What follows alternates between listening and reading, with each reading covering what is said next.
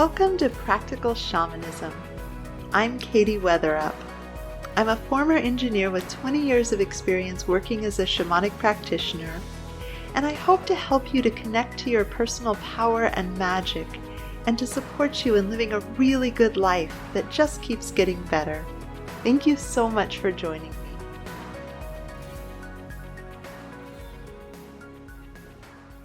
One of the things that I'm up to is online dating. And online dating produces a lot of different results in my life. Ideally and fairly consistently, it lets me meet really cool people who I never would have crossed paths with otherwise. And I've, over the years, had success with it. That being said, it can take a lot of time. There can be emotional wear and tear. There are a lot of misses. And another interesting thing that it provides is appreciation for the absurdity of humans. There's a lot of snarkiness that I refrain from reflecting back to the people who reach out to me, like people who claim to have graduate degrees and yet treat an OkCupid profile like a resented third grade homework assignment where they're trying to write as little as possible so they can go out and play. It's an odd approach. I don't know what their goals are. But more than that, it sometimes puts me in the way of meeting someone who is just very different. One of the things that people sometimes talk about is how social media becomes an echo chamber, meaning that as we group around shared interests and political beliefs and approaches to the world, the people that we don't enjoy or agree with, often we unfollow or hide. I try to stay out of the business of arguing with people on social media, so I certainly do that. And if someone's participating on Facebook in a way that doesn't work for me, I work with some of the settings that allow them to not do that. So, I may put them in the restricted category so they only see my public posts and that sort of thing. I try to avoid unfriending because I think that can be a little harsh, but I've even used that strategy when there was a man whose romantic interest I didn't reciprocate, who was over participating with me on my Facebook page, to not unfriend him, but really limit how much I popped up in his feed, thus helping him not be reminded that I exist and he was interested in something I wasn't available for. But anyway, I ended up on a date with this fellow, and I was disappointed with the outcome because one of the things that was lovely about him, it took us about 3 weeks to get our schedules to play nice for a variety of reasons. And in the meantime, from the time we'd had the short Zoom date where we chatted a little bit to the time where we met in person, he texted me every day, making it very clear that he was interested, not forgetting I existed. And that's charming. I also often find that in dating, men don't hold connection. And that doesn't necessarily mean texting every day for me, but there's a desire to have that sense of continuity if I'm involved with anyone. So the fact that he was offering that unprompted and unasked for up front was very lovely. And it was slightly alarming, but also flattering that when we met, he was talking about our journey forward like it was a done deal. Like, how do I fit in with that friend circle? I'm like, we're 15 minutes into the date. I haven't decided whether I want to see you again. But in his mind, there was a way that he had already really decided for me, which was lovely. And he was intelligent and successful and devoted to his son and, lots of good qualities. However, as we began to talk, I was just asking him about what he was looking for and what he enjoyed. And he embarked upon a monologue where he explained to me that he didn't like overly opinionated women. In fairness to him, he actually said people, but it was in context to the ex that he broke up with. So, and not even a long-term ex, just someone that he had slept with before he got to know her, and then got to know her and found that she was too opinionated for his taste. Ironically, I had just told him that I have a podcast. So as far as how opinionated a woman I am literally someone who sits alone in her living room and talks into a microphone. Nobody who doesn't have a lot of opinions does that. I pay money. I pay for hosting and editing so that I can have these extended monologues of my opinions and offer them to the world in the hope that they have value. Now, if people didn't listen and people weren't interested, I would stop doing it, but the numbers have been really good on the podcast. As I'm recording this, I'm so close to 20,000 unique downloads, which makes me really happy that there's something I want to share and something people want to receive. But no one who has a podcast is not an opinionated person. So I just thought that was kind of funny. But it wasn't necessarily obvious to him how strong my opinions are because I was just listening to learn. I was just being in my openness and my curiosity and letting him share whatever he wanted to share about himself in a getting to know you. You know, in the Western world, sometimes we say we suffer from premature evaluation. And I wanted to just be with this human who was in front of me and really hear what he had to say. So taking that openness, he proceeded on with a monologue that was probably all the arguments he'd had with this other woman that he was involved with that he maybe didn't say to her or maybe did say to her, but it sounded like the summary of the argument that he'd had in his head with her. And so he was just going through. And so one of the points that he brought up was feeling that NFL players kneeling to protest racial injustice ruined the game for him. And for context, because it's important, this was a white man expressing this opinion. So at the point that he went on to describe how, he was there to be entertained and they had been paid and, they should just not do that. They should express whatever they wanted to express on their own time.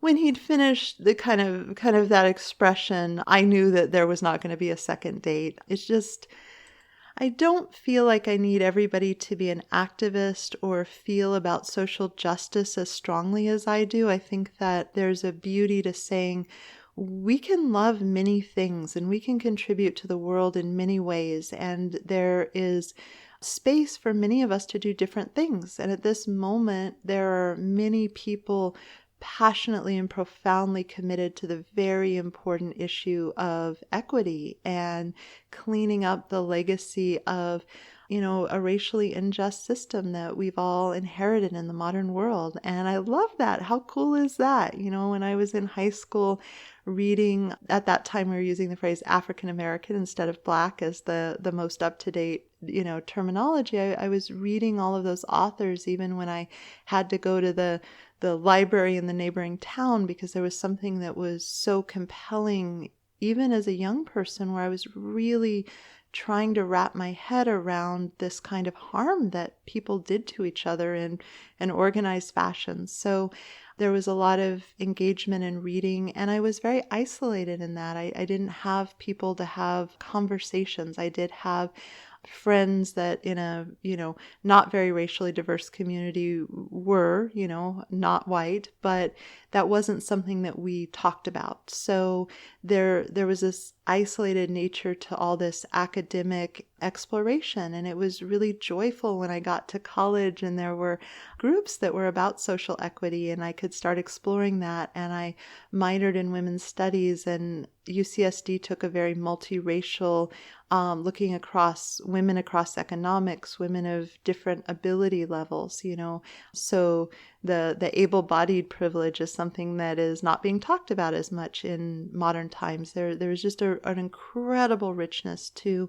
the exploration and a lot of joy when I got to have other people who wanted to geek out on that with me. So coming from that place of having studied deeply and continued to study formally and informally over the years, all of these kind of questions, and not really feeling like I have all the answers. I don't agree 100% with everything that's happening. And at the same time, I really take the point of view that as a white woman with a number of different kinds of privilege, I probably don't need to be having opinions about how people of color should work to address the lack of racial equity.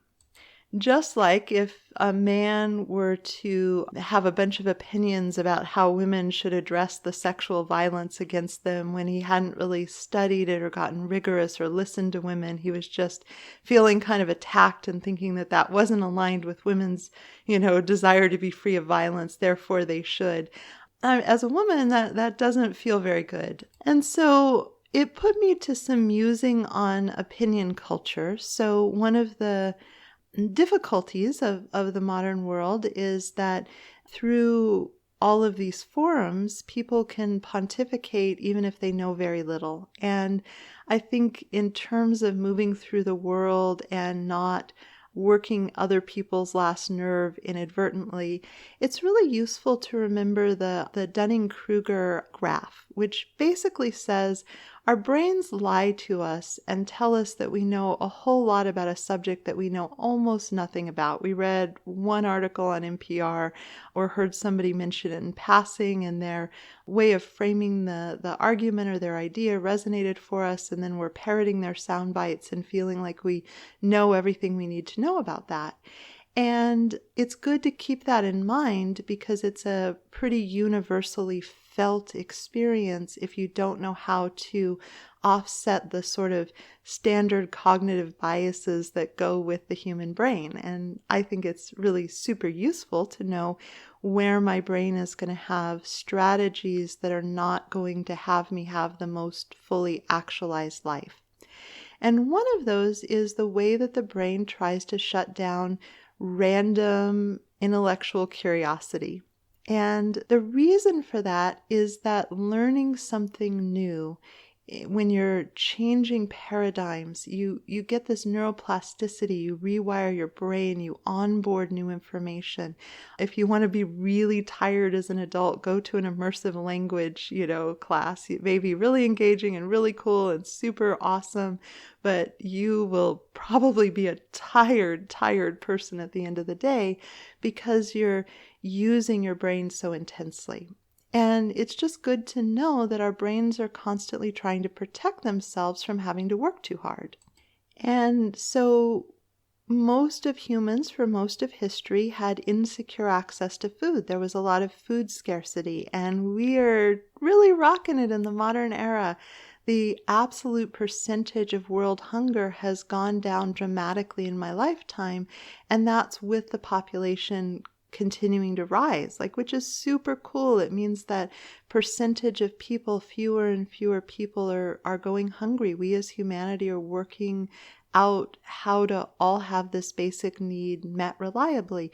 Do we still have a ways to go? Absolutely. So there might be somebody who, isn't so interested in racial inequity in America, but is passionate about no child should go to bed hungry and is pouring their expertise and wisdom and resources and contribution into that area. And I think that's awesome. I think that is wonderful because we need people committed to all these things that matter, the protecting the forests and taking care of, stray animals. And there's just so much to be passionate about and to want to have the world be a wonderful place for all. For, not only the humans, but the animals and the trees and the rivers, and to just, really be supportive of that. And given the anchoring in space and time that is the human incarnation, it's good to, find something that you're passionate about and contribute deeply rather than contributing, the teeniest bit to many, many things, or being so overwhelmed you don't work in some way to move the dial about something that matters to you. And some of this is internal, it could be raising children in a really needs met way. So that is an amazing contribution. So it could be care of the elderly. For some people, it's just really taking responsibility for caring for yourself so you're not making other people have to, take so much care of you. And I'm not against people supporting each other, but I was really charmed. I was listening to the Netflix special, Look at You, by Taylor Tomlinson, and she goes very vulnerably into her experiences with mental illness. And how often do you hear someone with mental illness talk about, how it's unkind to the people around you once you know not to take responsibility for that because of the ripples of impact. And she shares, really vulnerably about herself, but also there's acknowledgement of the difficulty of dating her before she got her meds kind of dialed in. And I, definitely rated R, not safe for work, but I think she's incredibly funny and dynamic and remarkable. So I really love the special, but part of it was, hearing somebody take responsibility for the ripples of their mental illness on the people around them and the beauty of that. So for some people there isn't so much external contribution, but they're doing them with integrity, and I think there's merit to that. So I just want to be clear as I kind of go into this little digression.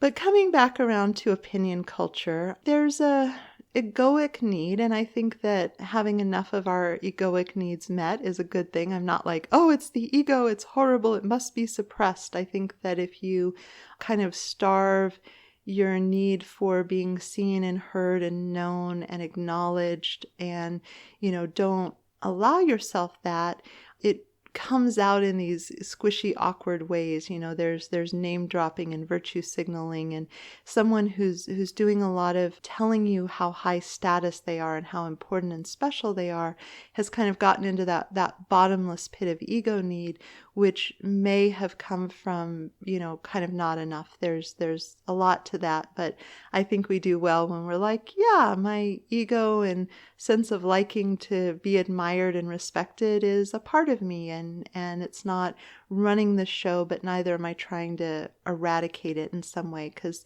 when we try to eradicate parts of ourselves, they tend to go covert. So their way of getting needs met can cause a lot of havoc in our life in the background. So this combination where, now that we have secure access to food, we can overcome the Dunning-Kruger thing where we believe the lie that our brain tells us that on a subject we know almost nothing about, that we know lots and lots about it because, it's sort of filtered in the background, and it does save energy and focus if we don't think that we need to know more about something. And there are plenty of things that we really truly don't need to know more about. Another fascinating date, this one didn't go past the Zoom, but there was a fellow who, does tissue preparation for when you have a biopsy and you're looking for what's going on with it. And it turns out it is an incredibly complicated, elaborate, skilled process that he is very passionate and very good at. I'm not sure that the 10-minute monologue on preparing tissue to be able to see under a microscope what you want to see was the most optimal way to try to connect with someone the very first time you talk to them over Zoom. I didn't find it so. Maybe it's just a different audience. But I was like, wow, I was so ignorant. In my little head, they just, cut a piece out of it, slapped it on a microscope slide like we did in, chemistry class in high school, and looked at it and then, knew what was going on. Way, way, way more complicated. Had no idea. And that's genuinely something that it probably would have been okay if I didn't know a lot about. I was distantly interested and interested in the social skill reflection of that, the kind of read the room part, while still having compassion. But it's okay to choose not to know more about something. I think it gets a little bit problematic when we start pontificating as an expert. This is something that kind of comes out in gendered ways sometimes. So if a woman is an expert on something, it's common for a man to just assume that he has more expertise. For some men, some of the time. I want to say in fairness, we're bad at statistics, so a lot of women have had a lot of experiences of these, but it doesn't mean it's the majority of men. I think there are a lot of men who have really connected the dots on how they deal with women's voices. And so I want to acknowledge that, but as we start to call it out, that's a place that it kind of shows up because of the way that our historic gender roles are reflected in the workplace. So, in looking at this, I think it's valuable to have the humility to notice a time that you might have, if you're a little bit more extroverted or like the sound of your own voice, which again, I'm the person talking into a microphone in a room by herself, so I resemble that for better or worse. Obviously, I can control it because, the date that I mentioned at the beginning was very sad when I gently told him, I just don't think we're a match.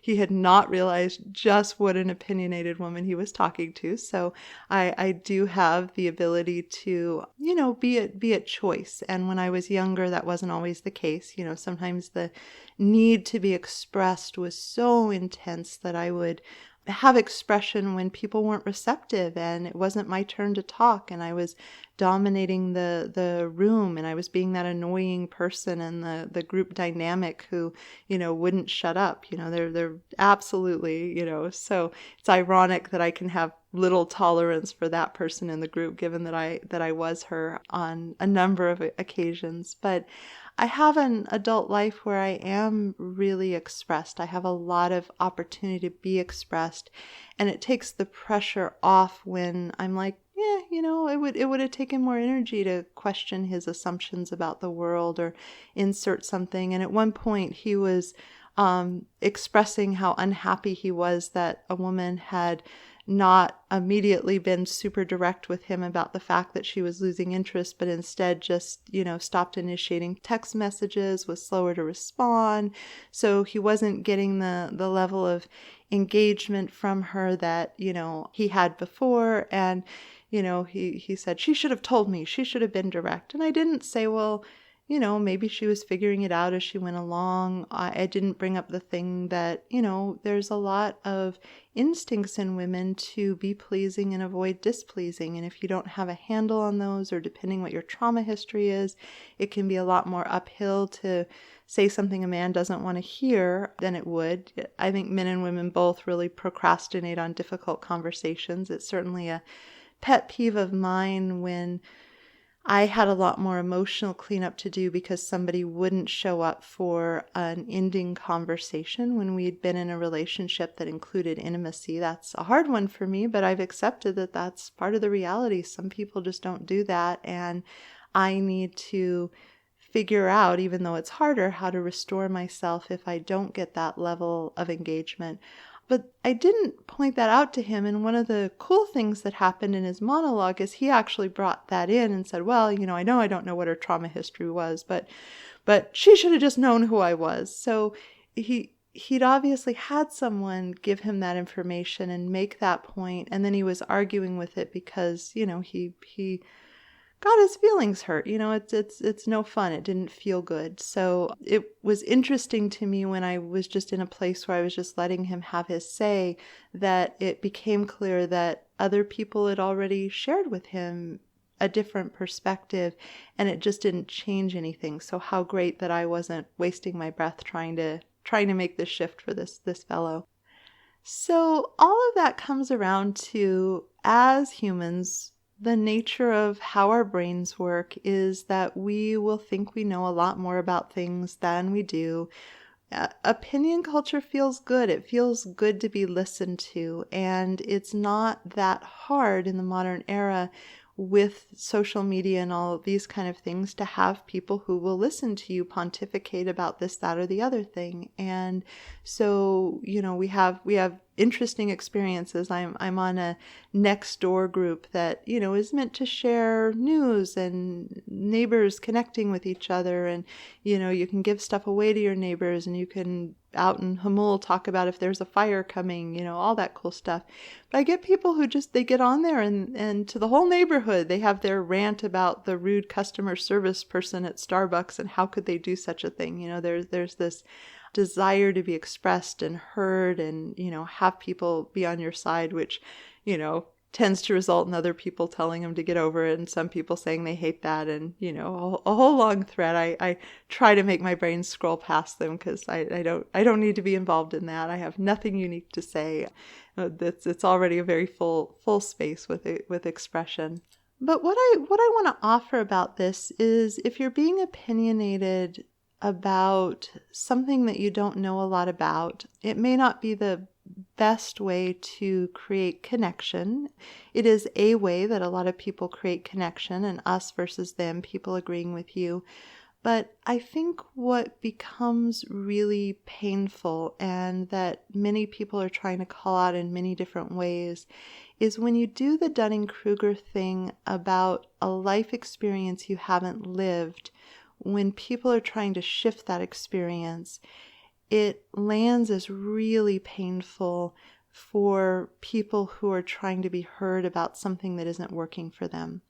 So that was part of why having this white man being indignant that a different interpretation of the national anthem, like, I listened to Frederick Douglass's speeches, and this was, someone who was one of the earliest advocates. He was born as a slave, grew up as a slave, and then became one of the most renowned speakers and writers of the anti-slavery movement. And he has a beautiful facility with words.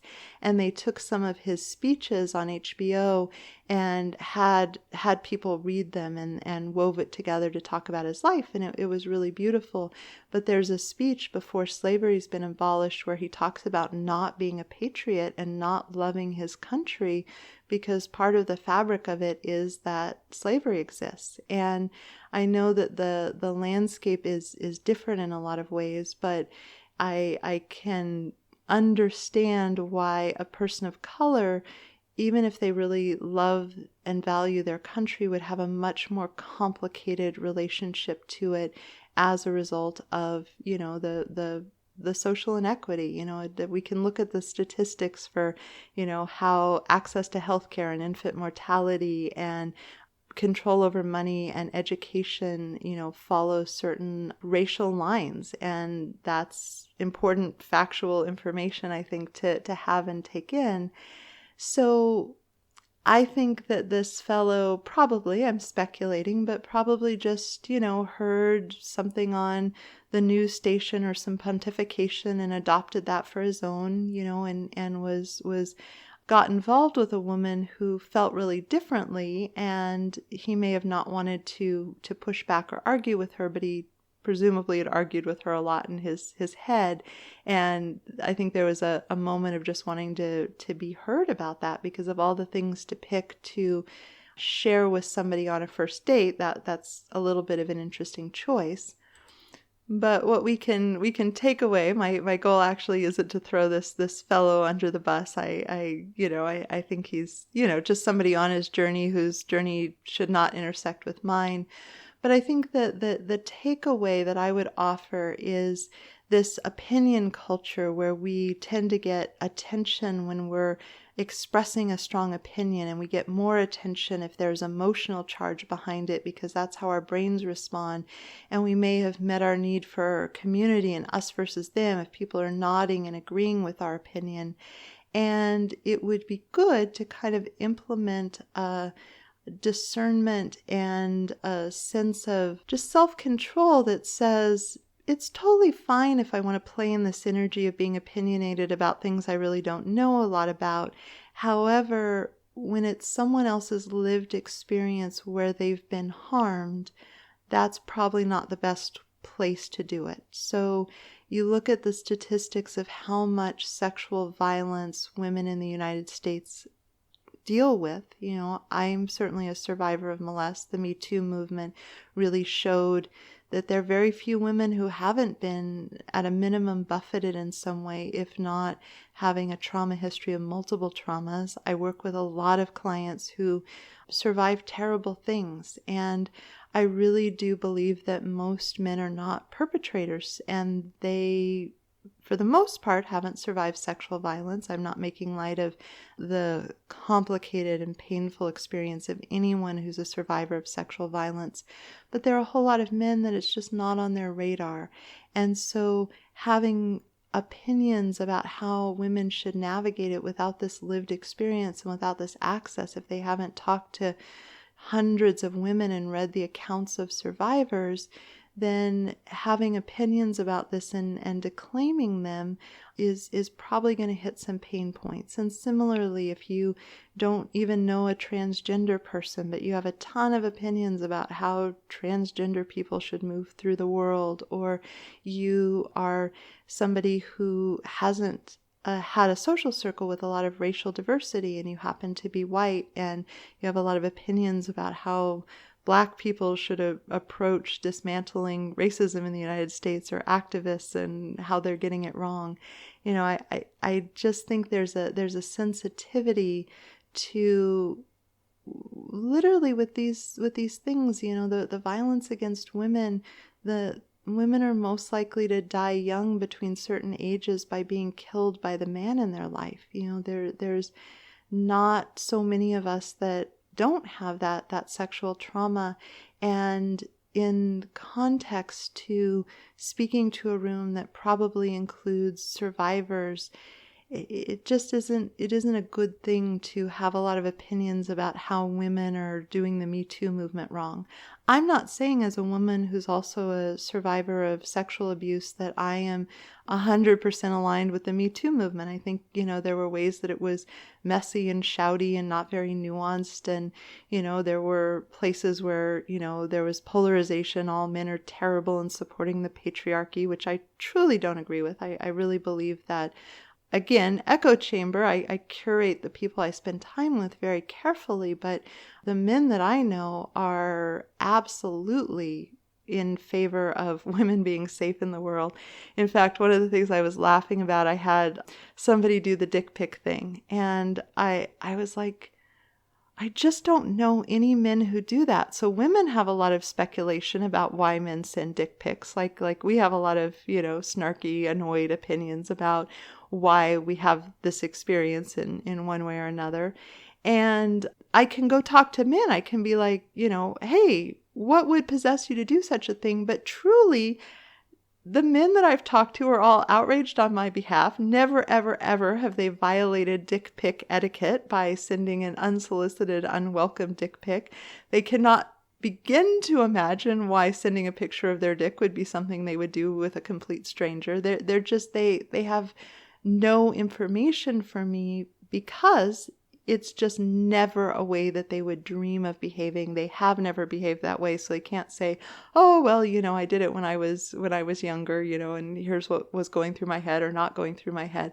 Like, it's kind of an interesting thing where I'm like, I wonder what it is that results in this, but I'm not having those men in my life. So all of this is to say, if you have some internal unsettledness with the way certain movements or advocacy are going, that's legit. I'm just offering an invitation that, as someone who has the privilege at whatever level of not being impacted by the harm that is trying to be resolved, that if you're on that first part of the Dunning-Kruger curve where you know almost nothing about it, that being really opinionated about it is probably not your best expression, probably not the best way to use your voice. And it's optimal to be just a little bit thoughtful about that, because, these issues of racism and sexism and equity and how do we move the dial and what's true and what's real when we all have these different lived experiences and narratives flying around. And, there's so much going on around it, but it's super emotionally charged, and our brains really gravitate toward wanting to make sense of things where there's a lot of emotional charge. Our brains, without our consent or decision, value tag anything that's really charged as really important to make sense of. So it's easy to ruminate on this sort of thing. And if you're in an echo chamber, or if you're listening to certain people as trusted sources, then you may have some really strong ideas. I think that it's a wonderful thing to go to starting to accumulate trusted sources that come from people who've had the lived experience. So, I tend to seek out narratives by people of color reflecting their experience in the world because it's different than mine. And I think there's a lot of value if your trusted sources are closer to the lived experience and people who've been immersed in it and people who've studied things deeply and know a lot about it.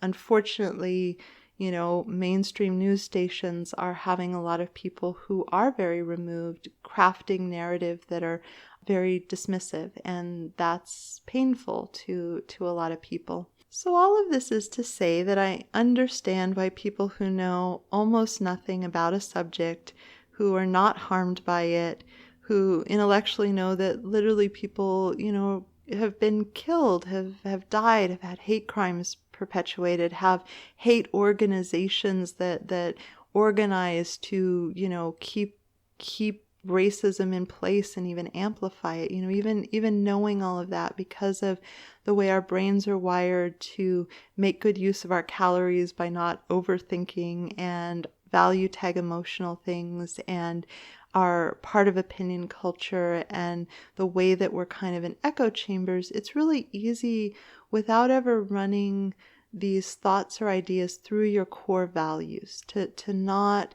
really connect with, whether this is the thing coming out of your mouth aligns deeply with your core values and what you want to put out in the world. We're operating on chemistry, the being witnessed. I'll be honest, I write things on Facebook and then I go check to see if people are responding. And I could say that part of that's like, hey, is my voice being received in this, arena? Is it worth the time? Because if I'm going to post a long block of text, I probably edit it 7 times before I post it to be really precise with language. So, there's a lot of effort that goes into the things that I share. But at the same time, there's also just, I've put something out. I want to see how it's received. And everything is just right and true. That's really a universal quality. And for some people, their craving for being seen and acknowledged and being on stage is bigger. Some people are, more comfortable being the observer, being the witness, standing in the shadows. Some people are in the middle of the spectrum. So my intent here is to acknowledge that there's a lot of uninformed, parroted, soundbite opinions that are sort of just re-expressed because of all of these factors, all of the neuroscience involved and all of the weirdness of humans with Facebook and other social media that we haven't had before. There's this strange confluence of circumstances and biology that lead to this. But my hope is that as someone who's listened to me ramble on this for, the duration of this podcast, you're probably someone who appreciates nuance and thinks about things a little more deeply. That's really the sweet spot of who I can most serve. And, I don't think my podcasts are really aligned for people who like meme-based spirituality where there's just, one simple line. So I'm flattered and delighted and overjoyed that so many people consistently choose to download what I've shared and to listen. It makes me really happy. But without making people bad and wrong, just recognizing that there's this tendency and this way that you can, just work more elegantly in the world. There was a fellow, and I read a very well-written article talking about how, there's this trending hashtag of, protecting women's sports against a transgender person. And he says, my daughter's in sports. I'm super involved in women's sports. There are all of these issues, different amounts of pay, different amounts of recognition, sexual harassment, of all the issues I'm worried about, my daughter not having a level playing field because this teeny tiny fraction of transgendered women participate in women's sports isn't what's on my radar. And maybe if you haven't been following women's sports and posting your celebration and hoping that the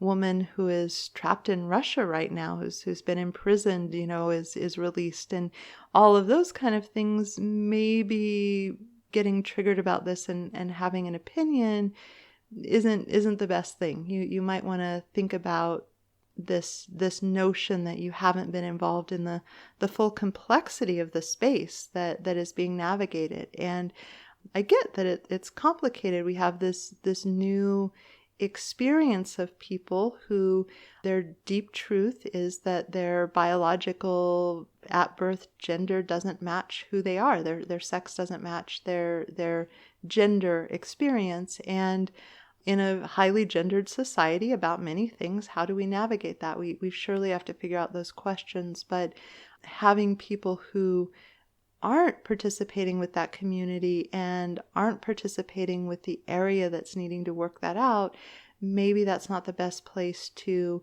come down with a strong opinion. And it's just a little bit of a mirror that we can hopefully find ourselves in that allows us to move through the world in a way that's a little kinder. Because I think that one of the things that really stands out for me in my anti-racism education is how painful what they call microaggressions are. And I don't love the phrase microaggressions. Again, as a white woman who didn't coin it, probably not my business to say. But the love of precise language, the challenge that I have with it is I think that with the phrase microaggressions, people feel like they are interpreting it from their intention, which is just this kind of innocent neutrality of parroting back things that they've heard or responding with opinions on charged subjects because of, a need to meet a particular social reward. Like we get social rewards in the brain when people like us and talk to us. And it's referring, at least in my understanding, to the fact that if you're a person of color who's been harmed by racism, then hearing someone pop off about their indignation that the NFL players they've been paid really well, they should just be there to entertain, and the depth of not being seen or known or heard or getting it can be this little cut, this little wounding. And when you add those up as a constant stream of experience, it is collectively really deeply impactful. We're starting to have some TV shows that do a really good job of sort of showing the ambient sexism. I'm watching a HBO show that's really fun. It's called Minx, and it's about this woman who is, releasing the first magazine for women, and it happens to have naked men in it, and she's working out what her vision is, and it's very engaging. I'm enjoying it. But part of what's being framed, because it's set in the 70s, is how much casual sexism that would be unseen, and I love that is something that we're starting to be able to access. But the death of 1,000 cuts that some people are enduring is invisible to someone who isn't having that pain point hit over and over again. And so what I want to offer is that if we pay a little bit of attention to whatever area we don't actually know a lot about, and not having opinions about it when they're subjects that are really charged because there's pain of harm being done to people, then we at least won't be creating these little micro cuts, these little moments of pain that are often completely unseen and unacknowledged. And, again, I really don't think everybody needs to be an advocate for social justice. I just think that we probably don't want to make it harder for the people who are living with the lack of social justice in the ways that we still have a way to go. It's like the world hunger thing. I'm thrilled by how much we've moved the dial. And as long as kids are starving to death and going to bed hungry, and adults as well, we haven't made it. We haven't figured it out. We still have work to do.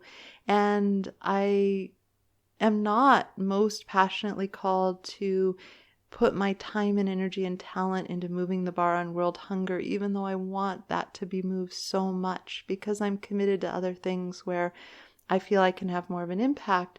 But I'm certainly not participating in a way that is harming the endeavors or invalidating or saying there isn't a need for that. There could just be this, wow, I'm not actually in a place to make a contribution to that because of everything else I'm committed to, but I at least won't make it worse. I won't participate directly and obviously in a way that creates harm. We could go way down the rabbit hole of all these interconnected systems and how they might be harmful, but let's just stay kind of top level and hold ourselves accountable for not doing harm. One of the earliest ways that I remember around 5, thinking about, as I move through the world, I'd like to make people's lives better as a result of whatever interaction we have. But at a minimum, I don't want to make their life worse. And this was little 5-year-old Katie when my mom was like, "Hey, what's your mission statement?" She asked that question, and I thought about it. It was a good question. I really went into it. I was about that age too when my Black neighbors, who were the goddesses of my world, a couple girls named Tiki and Miko, who, played and let little 5-year-old Katie follow them around, even though they were 10 and 12, goddesses of my world. And, they told me that someone had thrown a rock through their window. And I'm like, what? Why would they do that? And they said, because we're Black. And I went home and I asked my parents, like, this doesn't sound right. This sounds very, very wrong. How could this be? And they explained racism, and I was adamantly disagreeing with that from 5-year-old Katie, and that really hasn't changed. And likewise, that sense of, I may not be able to help people, for the fellow that I met in the garden and talked to, I just respectfully told him I wasn't interested. I didn't tell him he was wrong or bad or put him down. I just politely honored him as a person who showed up in front of me and had that vulnerability, and that was disappointed that I didn't feel the same as he did in retrospect. And so the whole, leave the campsite cleaner than you found it, or at least don't leave it messier, is a good way to move through the world. And I think there's value in just understanding how we can perpetrate unseen harm without realizing it. Good people can, just through this combination of how our brains are wired, have things come out of their mouth or be typed out of their fingers that hurt and that make other people's journeys harder. And I would love to advocate for us to be a little more mindful and find other places to indulge the egoic need to know a lot about something that maybe we don't know a lot about. I think there are far more harmless ways to, get the chemistry, if that's something that we're seeking, that don't touch on human beings that are having a harder journey in some way because of something that we're still working out in the world.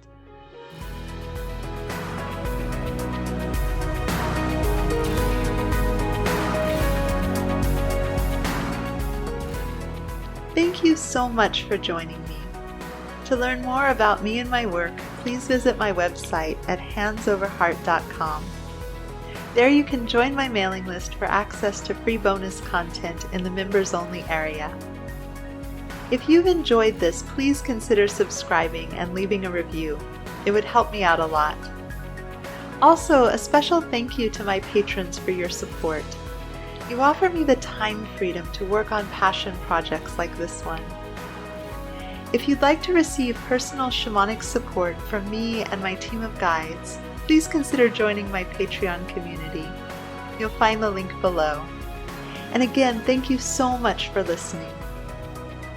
This is Katie Weatherup, wishing you wholeness and happiness.